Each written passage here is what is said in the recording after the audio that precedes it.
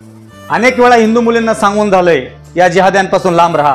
तुमच्या कॉलेजमधला मित्र असेल, तुमच्या गल्लीतला असेल, तुमच्या ओळखीचा असेल, तुमच्या कंपनीत तुम्ही काम करत असाल त्या कंपनीतला असेल, अरे हे कुठलेही असू द्या, पण हे जिहादी तुमचा गोड बोलून केसांना गळा कापल्याशिवाय राहणार नाही।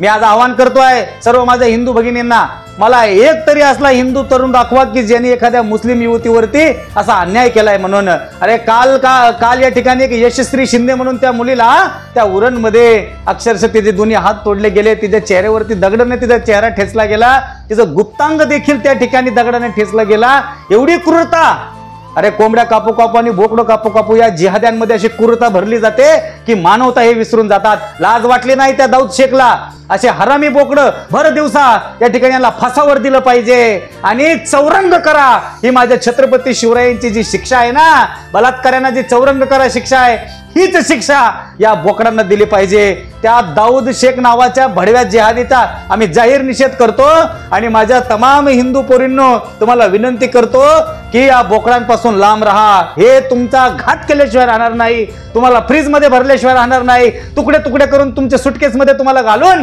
कचरा कुंडीत फेकल्याशिवाय राहणार नाही। लव जिहादामधून वाचायचं असेल हॅशटॅग सोशल मीडिया शुद्धीकरण, तुमच्या फेसबुकवर, इंस्टाग्रामवरती, व्हॉट्सअपवरती जर कुठलाही जिहादी असेल तो कुठलाही असू द्या, मेरा अब्दुल ऐसा नहीं, अरे तेरा अब्दुल ऐसा ही है, तेरा अब्दुल कभी दाऊद शेख के रूप में आता है, तेरा अब्दुल कभी पठान के रूप में आता है, तेरा अब्दुल कभी आमिर के रूप में आता है, शाहरुख के रूप में आता है। माझ्या बहिणींनो, लव जिहादापासून वाचायचं असेल तर या बोकडांपासून 10 हात नाही 10 किलोमीटर लांब राहा, तरच तुम्ही सुरक्षित राहिल्याशिवाय राहणार नाही।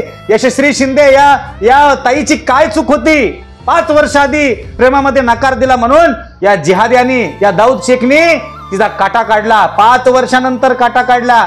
एखादं प्रकरण तुम्हाला वाटतंय मिटून गेलं, ते मिटत नसतं, या जिहाद्याच्या मनात ते प्रकरण चालू असतं आणि त्याला अंजाम दिल्याशिवाय हे शांत बसत नाही। या दाऊद शेखचा जाहीर मी निषेध करतो आणि या बोकडाला भर चौकात नागडा करून हाणला पाहिजे, याला फाशीच दिली पाहिजे, अशी तमाम हिंदू बांधवांनी खऱ्या अर्थानं कृष्णाकडे मागणी करायची आहे आणि यशस्वी शिंदेच्या आत्म्याला कशी शांती मिळेल याच्यासाठी आपण सगळ्यांनी प्रयत्न करायचा आहे। जय हिंदू राष्ट्र, जय शिवराय, जय शंभूराजे।